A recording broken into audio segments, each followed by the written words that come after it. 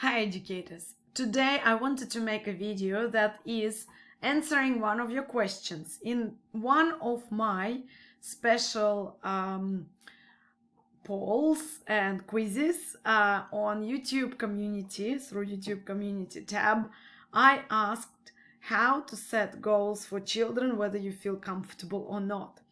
Some of you said that you are not comfortable setting goals for children and you would like to learn more. Today's little tutorial is on how to use our EYLF, Belonging, Being, Becoming, the Early Years Learning Framework for Australia version 2, to set up goals for children. So as you know, I'm a big advocate for using this framework because it is our document for planning. And it is an assessment document as well, so it's got a lot of information about how to set goals for children. Let's start with one of the key practices that is called assessment and evaluation for learning. We click on this particular part, and as you can see, it is called Assessment, Evaluation for Learning and Development and Well-Being. I'm going to just put the camera here so you can see me. So Assessment and Evaluation for Learning, Development and Well-Being. As you can see, evaluation is part of assessment now in the EYLF, so it's included. And it's about ongoing cycle. So which means that you observe, document, analyze, plan, implement, and critically reflect. Once again, observe, document, analyze, plan, implement, critically reflect. Do you want to hear it again? Observe, document, analyze, plan, implement, experience, and critically reflect. So which means that at which point you are going to set goals. Consider that. So you're going to set goals at analysis, right? So at analysis stage. You also will move them to your planning stage because that's when you will be doing what? Writing it down. Whether you use Storykate or other apps, whether you are analyzing in a different way on the wall, you are going to jot them down, document them. So assessment obviously refers to, according to the EYLF, and I'm going to enhance it for you, to gathering information about children's learning, development, and well-being, undertaking over time using a range of strategies. So you need to collect information in a way that makes this information visible, that makes this information meaningful, and adds to this holistic picture of the child. Evaluation is not assessment. Evaluation is about critical reflection on an analysis of the information and consideration for effectiveness of your planning process and planning overall and how you implemented all these experiences. In other words, you usually use evaluation as the final step of your planning cycle for one experience, for one group of children, or for 2 weeks program, or 1 week's program, or a monthly program, or even for a year. So I had evaluation done for the year. It is pleasant because you are looking at the goals you set up at the beginning, and then you see whether you've met them or you achieved even more.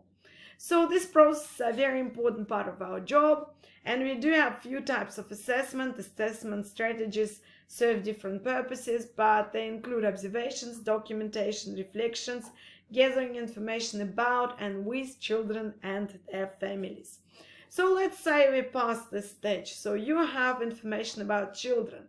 Now you need to set up children's goals, right? So you need to understand where the child is at, right? So you need to decide on what is the zone of proximal development, or ZPD, for this child. And I'm going to share these goals with you that I set up long time ago, but they are nonetheless relevant. So I'm going to move myself here so you can see me and you can see the goals. So as you can see, this is Blake. He is a 4-year-old child. So I used to teach 3 to 5 across different ages, but my priority usually is 4 to 5. I'm writing about strengths, needs, interests, so it's not very detailed, so it's just jottings, because I'm summarizing to consider how this child is progressing, right? So we can see that he likes to play outside, he likes sensory play, he loves painting and playing with sticks, so more like natural loose parts. He loves our ducks that we had. He tends to line up toys and he plays parallel to other children. So he is not yet involved in cooperative play, which is considered to be quite social type of play. And most preschoolers do get involved in this type of play. Now I'm going to set up goals, and guess what I'm going to use? I'm going to switch between documents, and I'm going to go back to the start of our EYLF document, and I can, for the goals, use anything. I can use belonging, being, becoming. If I decide that this child needs to work on sense of belonging, I will go to belonging and set the goal that is related to this big idea. Because the vision for children's learning in the EYLF is quite strong, so it's really good to consider it when you're setting up the goals. Also, being is another idea that I can use, and becoming, right? So I need to, when setting goals, consider what is child's learning according to the EYLF. And according to the EYLF, as we read on page 8, it's about dynamic, complex, and holistic things, right? So child's learning is dynamic, complex, and holistic. So this means that I'm not going to choose one domain or area of development, but I'm going to look at Blake's learning, or another child that I will choose, as dynamic, that is changing all the time, complex, that is not just simple from one step to another, from one stage to another, from one milestone to another, but quite complex. A lot of processes are going on and I'm not able to see them. They're not always visible, but accumulative learning is quite visible at the end. So that's why I want to see this distance travel. And holistic, so we need to assess child across all the domains. We'll look at cognitive, linguistic, physical, social, emotional, personal, spiritual, and creative aspects of learning that are all interwoven and interrelated. I also want to highlight that EYLF, of course, is strengths-based approach. So we need to consider things like strengths of the child. So we are going to focus on not deficits, but the strengths. And we're going to also look at everything through the lens of play-based learning and intentionality, which is new now. So if you want to read more about child's learning vision, read it in the EYLF. Meanwhile, remember to use the language that is exact language from the EYLF, because it might strengthen your pedagogy and your documentation. You will show your understanding of the key document that we have, and you also will be more familiar with glossary, with the terms, which of course we have on page 64 here. So now let's look at outcomes. So I'm going to use outcomes. We have 5 learning outcomes. They haven't changed much, only one sub-outcome was added for learning outcomes 3. Children have a strong sense of well-being, which is a great sub-outcome. But I'm going to use children have a strong sense of identity, children are connected and contribute to their world, children have a strong sense of well-being, children are confident and involved learners, and children are effective communicators. 5 broad learning outcomes. Before you even start, remember that learning outcomes are broad, and I'm just reading the document, and observable. So which means that it's not some wishy-washy abstract outcomes. These are the outcomes that make sense for you as a teacher, for parents, for children. So they are observable, which means that children will show them in their play. They will show them in their behavior through the routines. But it doesn't mean that you can tick them as boxes. That's a mistake. So outcomes acknowledge children learning in a variety of ways. So they have their own funds of knowledge, they have their learning styles, and they have their capabilities that are quite unique to them, and their language of learning as well. They also have different multiple intelligences. Remember Howard Gardner theory. And because they vary in capabilities and pace of learning, of course, the goals for children should not be the same. That's clear, right?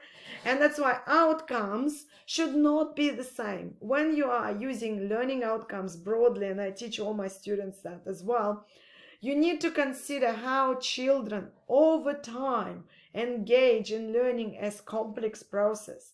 And they engaged in concepts, understanding, learning, in complex ideas and learning experiences, and see those experiences as transferable from outside to inside, from home to your setting, from one, like let's say preschool that they go to a sessional kinder to your long daycare, or the other way around.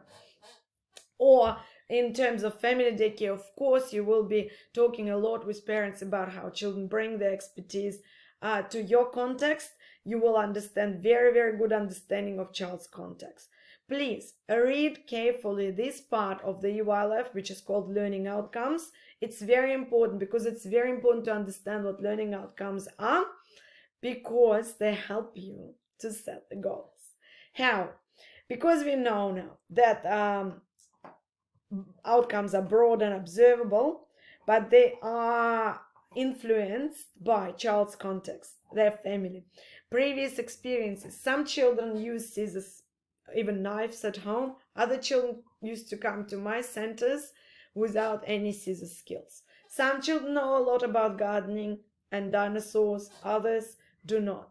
Some children are very, very verbal and they have very good proficiency in spoken English, while other children are not verbal.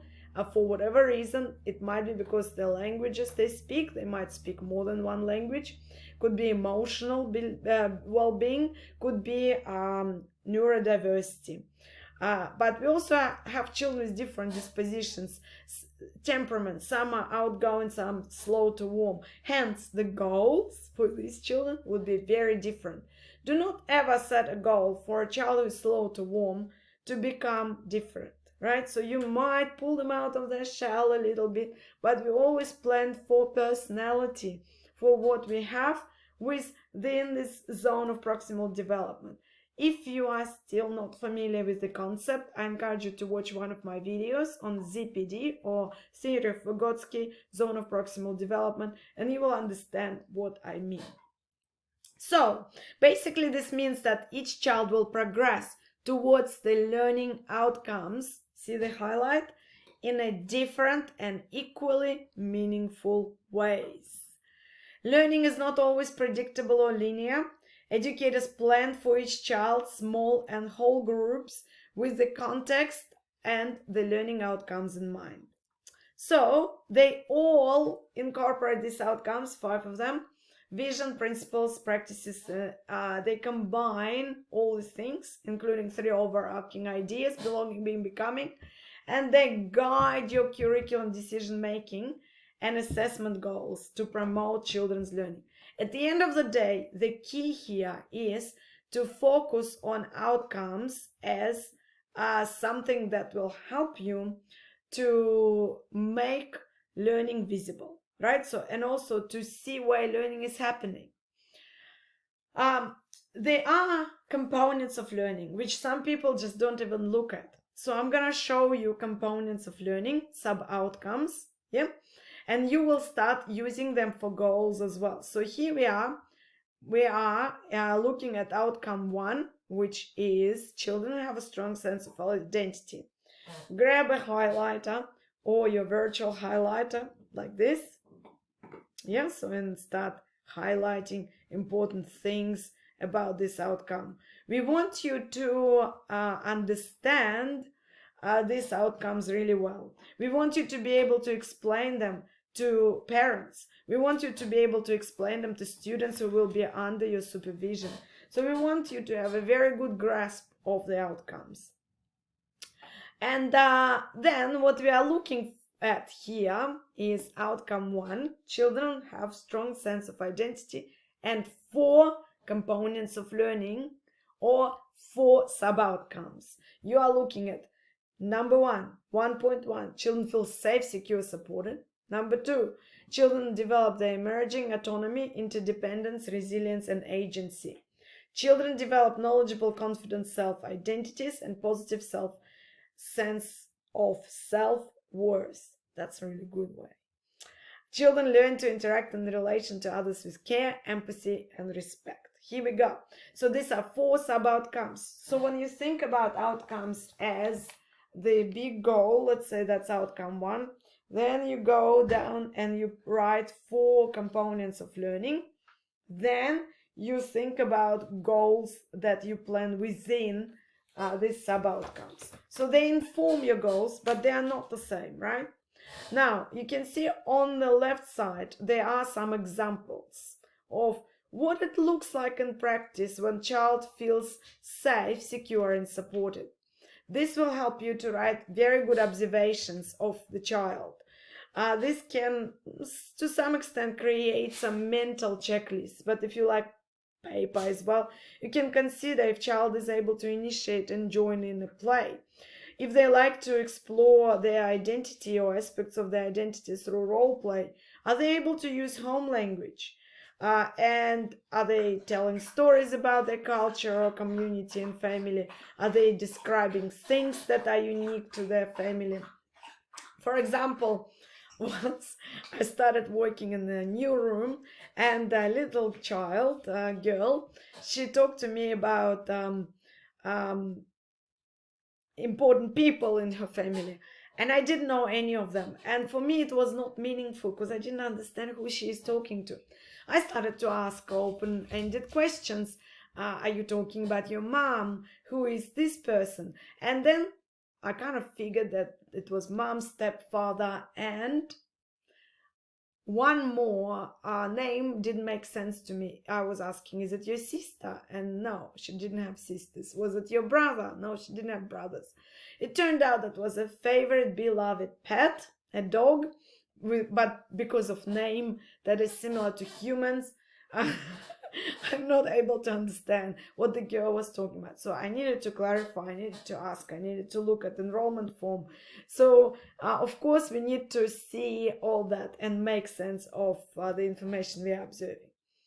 You can see on the right here, there are some strategies. So when you will set goals for children based on the sub-outcomes and your understanding of development, understanding of social cultural theory and other theories such as post-culturalism, post-structuralism, post-humanism, you will be able to also consider strategies. They are on the right side of this column. Now I'm going to go back. So since you understood that each outcome has sub-outcomes or components of learning, and they will help you to also frame your goals in a nice way that is aligned to EYLF, I'm going to show you goals for Blake. So for outcome 1, identity, I want to encourage interactions and conversations with trusted educators because the child was new, such as bringing items from home for show and tell. Very clear, right? So it is an important goal. It is aligned with outcome 1, but it also includes what you observed. Support Blake to confidently explore and engage with social physical environments through relationships and play. So I want to see more social play there. So that would be outcome 2, but for outcome 1 as well. Children interact with others with care and respect, remember? I want to foster a sense of belonging. Remember how I was talking about big ideas? And encourage responses to that feeling. So here you can create a mini mind map or clarify what you mean. Maybe ask Blake what he thinks about being here in your center or family daycare or your preschool. We need feedback from children as well. Engaging and contribute to shared play experiences. Remember, next goal is to move him towards cooperative or at least associative play, not parallel play that is more common in toddlers. Be open to new challenges. If the child prefers routinal play, and you have many children these days who are, due to their sensory needs, you may consider how you will open to new challenges and discoveries, so make them a little bit more adventurous. Now look at outcome 2, and I'm going to show you. Outcome 2 comes next. Children have a strong sense of identity still first. Here we are in outcome 2. Children are connected with and contribute to their world. Once again, please read it to make absolute sense of it, so your own sense. And we can see 4 sub-outcomes here as well. Children develop a sense of connectedness to groups and communities and understanding of the reciprocal rights. Yeah, it's very important. And responsibilities as active and informed citizens. First, you need to really have a good understanding what this component is. So these are examples for you, so you know what they are. Grab those words for your goals as well, for your observations. Use them, and it will make sense. If you don't understand them, now you can ask AI to explain it to you, but better ask your teacher. Please post any questions if you are unsure what reciprocal rights are and want to clarify. We can have a discussion about that as well. Children respond to diversity with respect. Children become aware of fairness, and children become socially responsible and show respect for the environment. So this is particularly focusing on sustainability, which is now a new principle of the EYLF. Now, if we go back to the goals, we can see that here I want to assist Blake in developing sense of belonging to the early learning center community. I want to facilitate formation of new friendships, so I want him to make friends, in other words. Encourage exploration of the environment and instill respect for it, right? You can add more specific strategies such as watering plants, looking after our pets, participating in group discussions when we talk about sustainability, such as turning off the lights when we are not inside, reusing things, refusing to buy things that are not necessary, waste management, sorting waste, etc. Once you set up goals, don't set too many, right? So we need to focus on a few things. I'm doing this for your information, so you know how to set up goals. Let's say next outcome would be outcome 3. Children have a strong sense of well-being, and I want to promote sharing of humor, happiness, satisfaction. This is the goal for most children, right? But for this particular child, I would like him to share it with others because of the social component that I'm focusing on. Encourage seeking and accepting new challenges outdoors. Remember, routinal play, I want new challenges.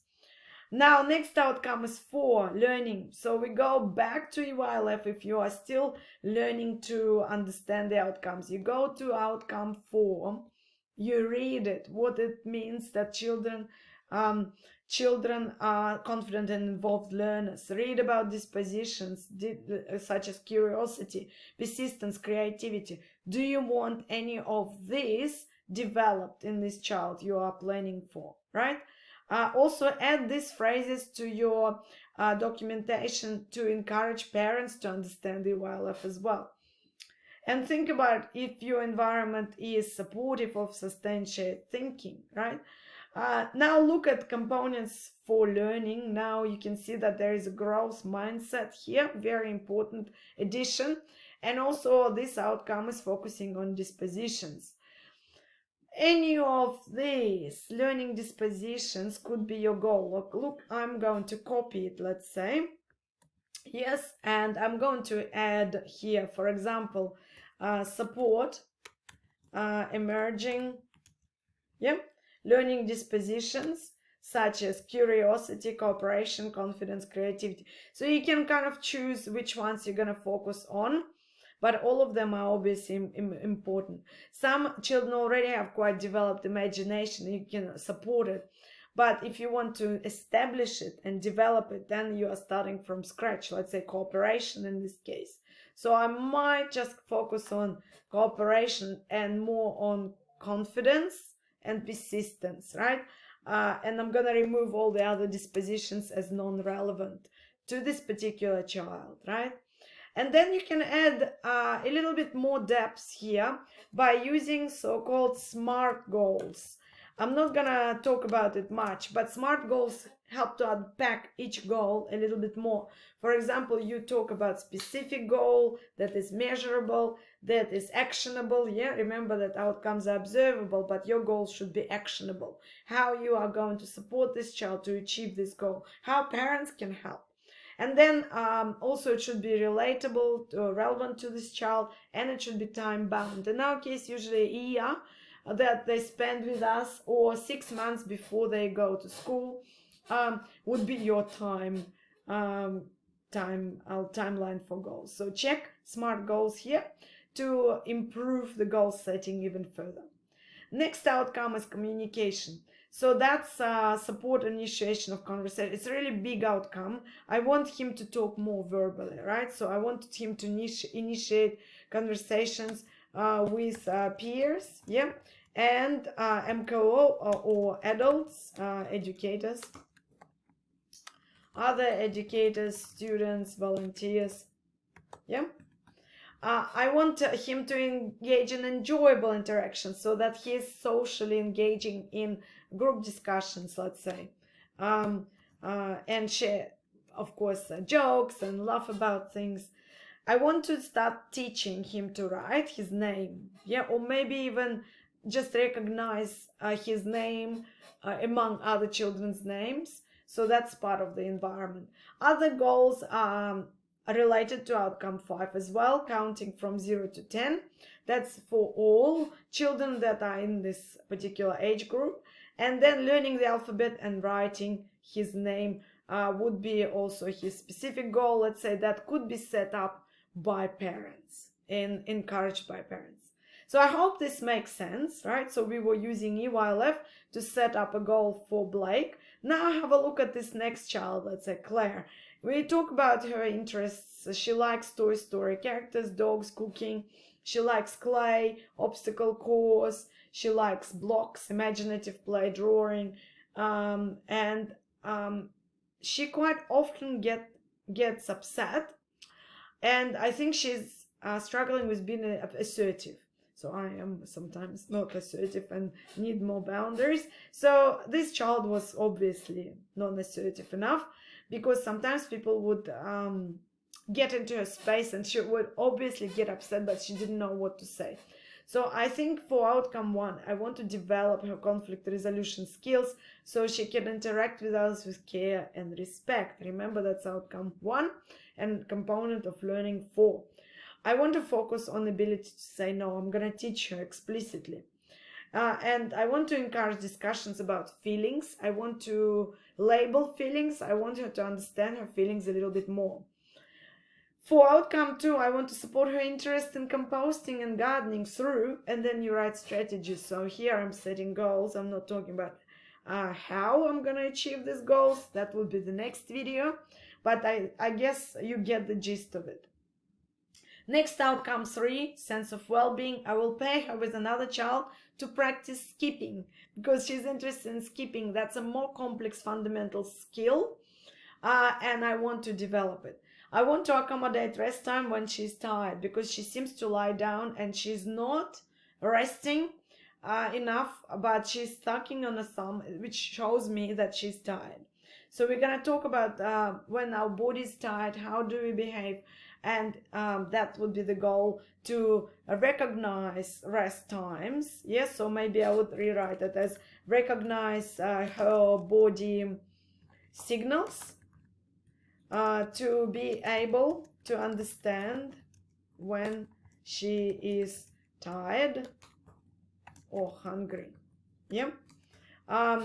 So learning, that's outcome 4. Introduce new methods and tools for drawing and painting. Support sight word reading because that's based on her interest, and assist in counting to 30. As you can see, first child could count to 10. This child is already within the zone of proximal development to 30. That shows you that goals are never the same. And communication, outcome 5. I want you to extend the listening concentration span during group time I would say up to 30 minutes. I want to teach recognition and reading of sight words. I want to extend pre-writing skills, emerging writing, yeah, by setting up writing experiences that she finds relevant. For example, postcards, writing letters, signing her artwork, and tracing her name and other children's names that she is friends with and would like to trace. Help her to understand how systems and symbols work. For example, show her notation, show her ABC alphabet, numbers, which is always displayed in the room anyway. Support Claire in coping with stress as she just started attending preschool. That was the preschool was obviously preschool was sessional, so it was new change. She actually liked this preschool, but I think it was also quite emotional for her, and that's from the parent wanted her to be quite confident. So now when we come back to just talking, this is an example of setting goals for children. I hope you enjoyed watching this video. The next video will be based on transition statements that give you really good language for observations, especially when it comes to summative assessments, when you summarize learning for a certain period of time, and when you evaluate children's learning. So are they working towards, are they done yeah, achieving this goal? Sometimes we don't have this language, and that's what I'm here for, and that's my mission of Storykate. I hope you enjoyed this video. If you found it useful, share it with your colleague, with your friend, with this student who is studying towards EC degree or a first qualification. As a person with 17 plus years experience working with young children, and someone who used to teach and still teaching students in vocational education and tertiary education, I think setting goals is quite a difficult task. It's part of planning cycle, and not many educators can do it. So if you will learn to do it, you're gonna be one of those needed educators in demand, and you will find your job much easier because you will be also able to train others. Thank you for watching. Bye for now.